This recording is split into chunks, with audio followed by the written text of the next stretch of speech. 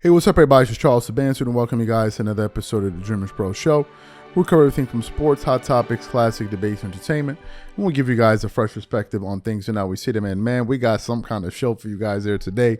Before we get into it, please make sure you like the video and subscribe to the channel. Also, we're trying to hit our goal of 200,000 subs by the end of this month. We'll appreciate it if you guys support us and help us hit our goal. Obviously, of course, if you enjoy the content. Let me get into this topic here. So yesterday was a day that I was really looking forward to. For those of you who have not seen some of the content we produced over the last 2 years, I made an official public announcement that my new favorite player in the NBA has officially become Nikola Jokic. Nikola Jokic is a bad boy.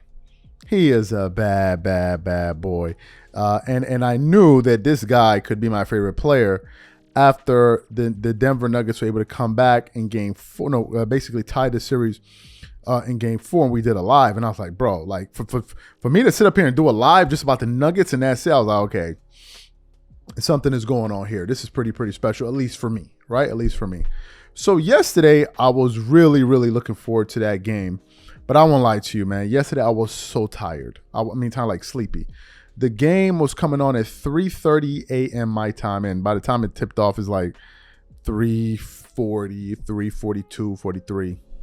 And I was exhausted. I did everything I could to stay up. I was so tired.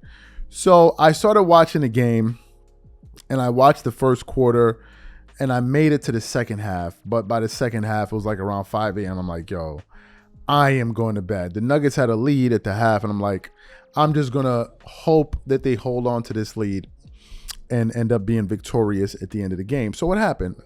I woke up this morning to jump on the internet to see what happened. And all of a sudden, through my timeline, I started seeing 40 points, 40 points, 40 points, 0 turnovers. So I'm like, whoa, they won? I was like, yeah. So I went to the box score, and I want to look at the box score and really actually get into this game and get into my thoughts, not only about this game, but Nikola Jokic and this series as a whole. But before we even get into that, this video is brought to you by a brand new sponsor, Gametime, who's the official sponsor of today's show. Gametime Tickets is an authorized ticket marketplace of the NBA, which makes getting playoff tickets faster and easier than ever. For example, I am super excited about the games between the Denver Nuggets and the Minnesota Timberwolves this week. With Gametime Tickets, I can easily pick the best tickets for me. I love that I can choose between different deals. I have the option to select the cheaper deal, the best option deal, or my favorite, the flash deal. The flash deal gives me the option to find discounts that I can only find on Gametime. Once I select the ticket I want, I can view my seat. And it's not just restricted to the NBA. I can also look for the best ticket deals for other sports like football, baseball, or concerts, or comedy or theater shows. Included in my purchase, I also have a 24-hour return guarantee, a lowest price guarantee, event cancellation protection. So take the guesswork out of buying NBA tickets with Gametime. Download the Gametime app, create an account, and use code CLNS for $20 off your first purchase. Again, create an account and redeem code CLNS for $20 off. And remember, whenever you support this sponsor, you're supporting this channel. Thank you. So let's get into the box score here. So I'm looking at the box score, and I'm looking at the Minnesota Timberwolves side. Michael Porter Jr. finished the game with 6 points. Aaron Gordon, again, had another solid game on 50% shooting from the field. Made all of his free throws. He had 18 points and 10 rebounds in that game, and 5 assists, 1 steal, only 2 turnovers, although Michael Porter Jr. did add 2 blocks. Then we go to KCP, Contavious Caldwell-Pope. He had 16 points in the starting lineup, got 4 assists, 5 rebounds, which is good. Jamal Murray, he shot 50% from the field. Thank God he didn't shoot a high volume because he hasn't been as efficient as I would like him to be. But nevertheless, he finished the game with 16 points on 50% shooting with only 4 assists. He did have 2 turnovers, but he also contributed a steal. And then, of course, you have players off the bench like Christian Braun. He chipped in 10. Reggie Jackson chipped in, 6 points off the bench. He made some important shots. But then I want to get to Nikola Jokic.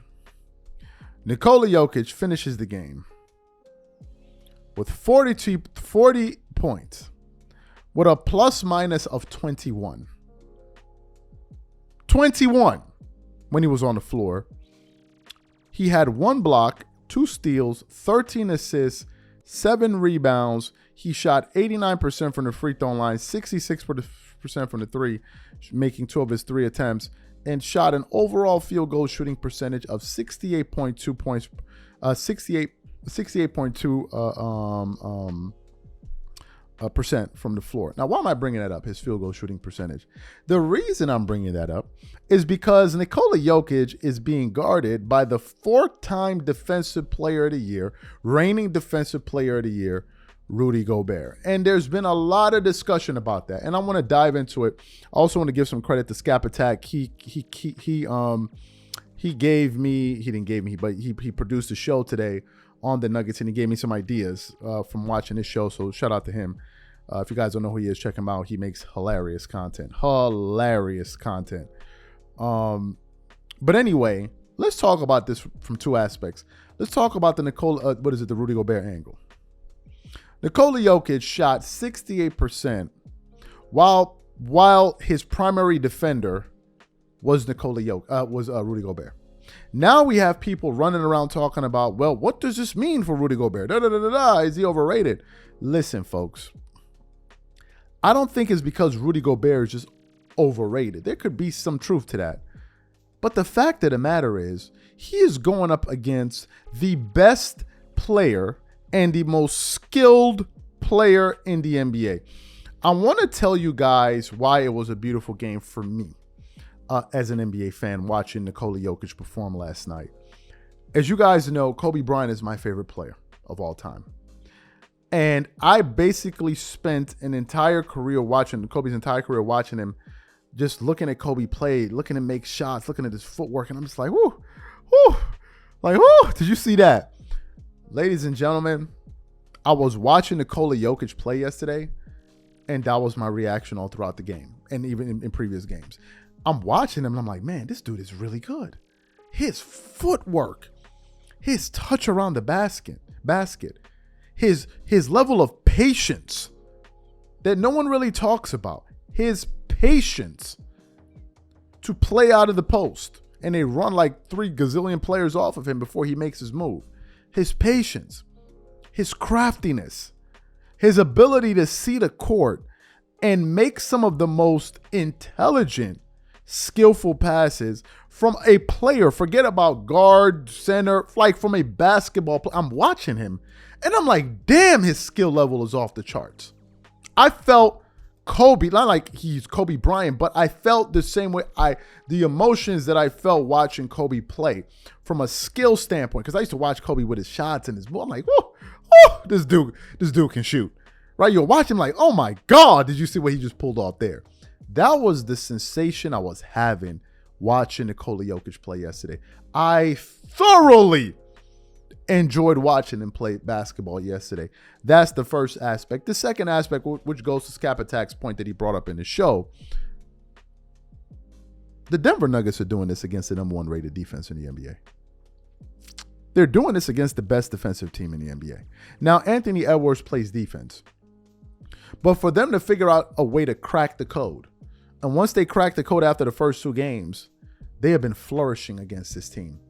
I read a stat the other day where we're seeing it in this NBA playoffs. We've witnessed the biggest point differential from the regular season to the playoff drop-off in NBA history. The regular season teams were scoring around 114 per game. Now in the playoffs, teams are scoring about 105. Yesterday, against the number 1 rated defense in the NBA, and in the playoffs, I believe, the Denver Nuggets put up 112 points against them. 112.